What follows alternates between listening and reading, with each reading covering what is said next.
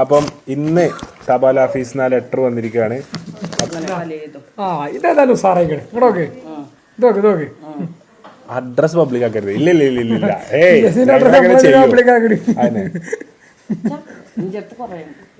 മുമ്പിലുള്ള കത്തിന്റെ സന്ദേശം വായിച്ചു എന്ന പ്രതീക്ഷയോടെ 5-ാമത്തെ അധ്യായം.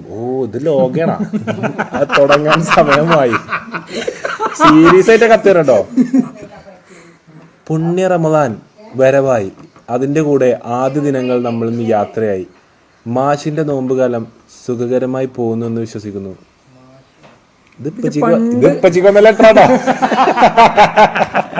ഇപ്പാ നോക്കി മാഷിനോട് മുട്ടണ്ട മക്കളെ. പണ്ട് പഠിപ്പിച്ചിട്ട് ഏതെങ്കിലും കുട്ടികളാണോ ഇനി? അന്താരാഷ്ട്ര നിലയിലുള്ള ഘട്ടത്തിൽ നിന്ന് നിരീക്ഷിക്കുകയാണെങ്കിൽ ലൈല മജ്നുവിലേക്ക് അലിഞ്ഞു ചേരാനും താല്പര്യമില്ല. ആഭ്യന്തരമായി നിന്ന് പറയുകയാണെങ്കിൽ കാഞ്ചന മൊയ്തീന്റെ വിരഹാതരമായ അവസ്ഥയിലൂടെ കടന്നു പോകാനും താല്പര്യമില്ല. പിന്നെന്തോ ഒലക്കെയാണ്. എന്റെ പ്രണയം നിങ്ങളുടെ കൂടെ അലിഞ്ഞു ചേർന്ന് താഴ്ചയിലും ഉയർച്ചയിലും ഒരുമിച്ച് തായ്വാരത്തേക്ക് പോയി കുഴികുത്തി ഇതേതോ കമലാസുരയ്യ ഇത് കത്താണ് തോന്നുന്നുണ്ടാവും. അയ്യോ ഇത്ര മലയാളമല്ലേ. മാനദണ്ഡങ്ങൾ നിങ്ങൾ നിങ്ങളായിട്ട് നിക്കണം. അടക്കി ഞാനായിട്ട് നിക്കണം. അങ്ങനെ തന്നെയല്ലേ നിക്കണേ. എഴുത്തുകൾ വായിച്ചിട്ട് ഒരു എഴുത്തുകാരിയാണെന്ന് തോന്നുന്നുണ്ടോ? ഉണ്ട്.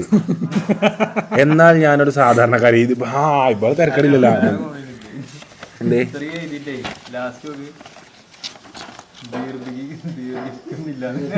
4 പേപ്പർ A4 അത്തയച്ചിട്ട് ദീർഘിപ്പിക്കുന്നില്ലാന്ന്. ഇതിന്റെ സിനിമ റോൾ ഉണ്ടാക്കേണ്ട ടൈമാണ് പോണേ. അഭിഫ റെഡി ആയിക്കിട്ടോ.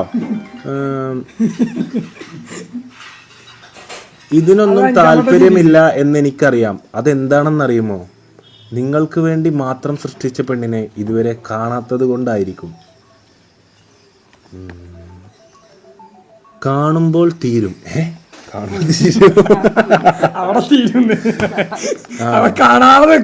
ഒന്ന് അജ്ഞാത എഴുത്തുകാരിയെ കാണാൻ ആഗ്രഹമുണ്ടോ? എവിടുന്ന് എല്ലാം ഇവളെന്നെ പറയാ. എവിടുന്ന് ഭാവനയിലുള്ള സ്വപ്നസുന്ദരിയുമായി സാദൃശ്യം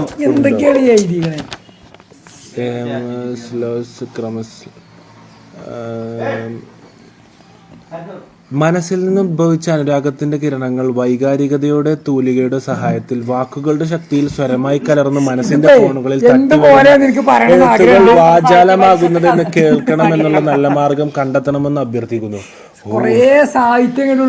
very deep. It's really deep. It's peak.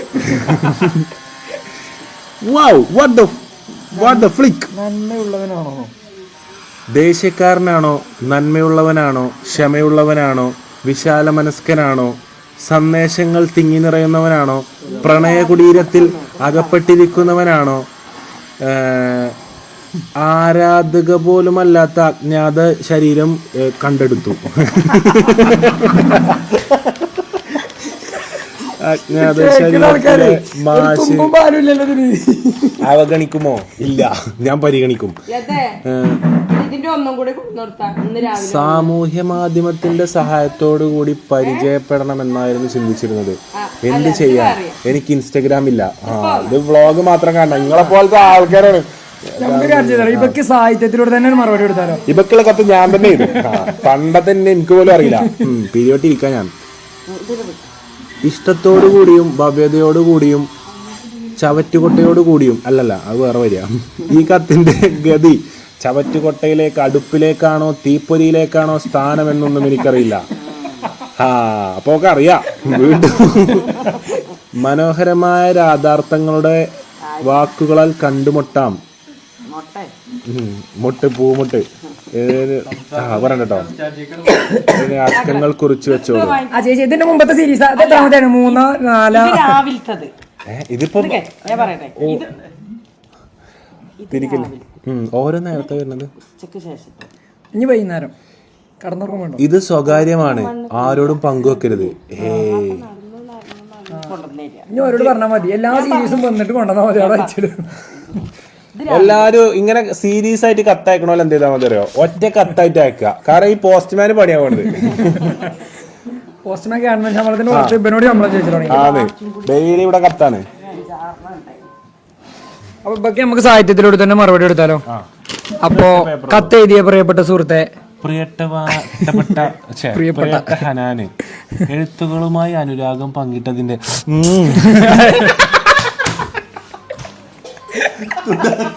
നാലാം തുടക്കം. പണ്ടത്തെ ആയ കാലത്ത് ഞാനൊക്കെ എത്ര ലെറ്റർ എഴുതി ഓരോ കുട്ടിയെ കൊടുത്തിനറിയോ? എല്ലാം സംസാക ഇതിന്റെ മറുപടി നിങ്ങളെ ഇതിനെ വിമാനങ്ങളാക്കിയ കാറ്റിൽ പറത്തി കത്തൊക്കെ കൊണ്ടുപോയിക്കോളി. ഒരഞ്ചാറിനെ കത്തിച്ചിക്കണം.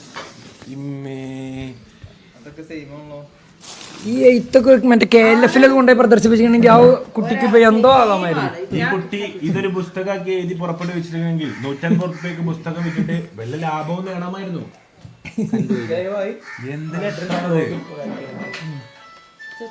അഡ്രസ് എവിടെ കണ്ടിട്ടില്ലല്ലോ?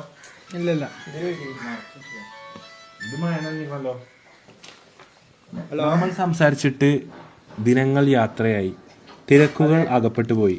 എവിടെ തുടങ്ങണം, എങ്ങനെ തുടങ്ങണമെന്ന ധാരണയില്ല. അജ്ഞാത കത്തിന്റെ ഉടമസ്ഥയെ പരിചയപ്പെടുത്താമെന്ന് കരുതി വേറെ ആരുമല്ല, ഞാൻ തന്നെ. പ്രതിപാദിപ്പിക്കേണ്ട വിഷയമാണ് മര്യാദ. മാഷയെ വിളിക്കുന്നതിൽ ബുദ്ധിമുട്ടുണ്ടോ? മാഷോട് മുട്ടണ്ട മക്കളെ, മാഷിക്കരാട്ടെ.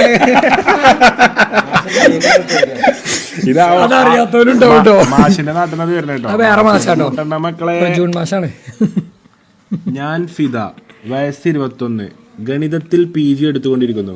ഫസ്റ്റ് തന്നെ ഞാൻ ഔട്ടാക്കി. ഗണിതത്തിൽ PG എടുക്കുന്ന ആളായിട്ട് ഒരു റിലേഷൻഷിപ്പും ഗണിതത്തില് എന്ത് നിങ്ങൾ ഗണിതത്തില് മറ്റേ രാമാനുജനോ ഒരു അനുജനില്ലേ, ജയവർദ്ധനെ, ആരടാ രാമാനുജന്റെ ഒപ്പം ഡിഗ്രി എടുത്ത ആളാണെന്ന് പറഞ്ഞാലും ഞാൻ അംഗീകരിക്കൂല. കാരണം ഞാൻ ഗണിതത്തിൽ വട്ടപൂജയാണ്. അപ്പൊ എനിക്ക് ഈഗോ ഹേർട്ടാവും. ആ ഒരു ഗണിതം ഒരിക്കലും റെഡി ആവില്ല.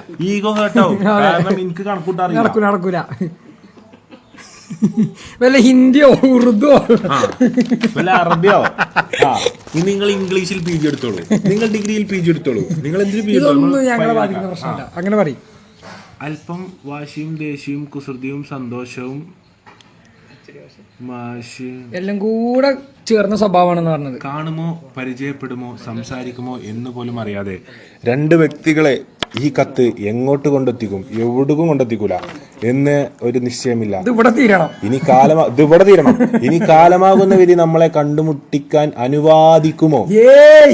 അനുവദിച്ചാലും തിരിച്ചറിയുമോ? തിരിച്ചറിയാത്ത ധ്രുവങ്ങളിലേക്കുള്ള യാത്രയിൽ നമ്മൾ പെട്ടുപോകുമോ? ഇതെല്ലാം സംശയത്തിൽ ഒതുങ്ങുമോ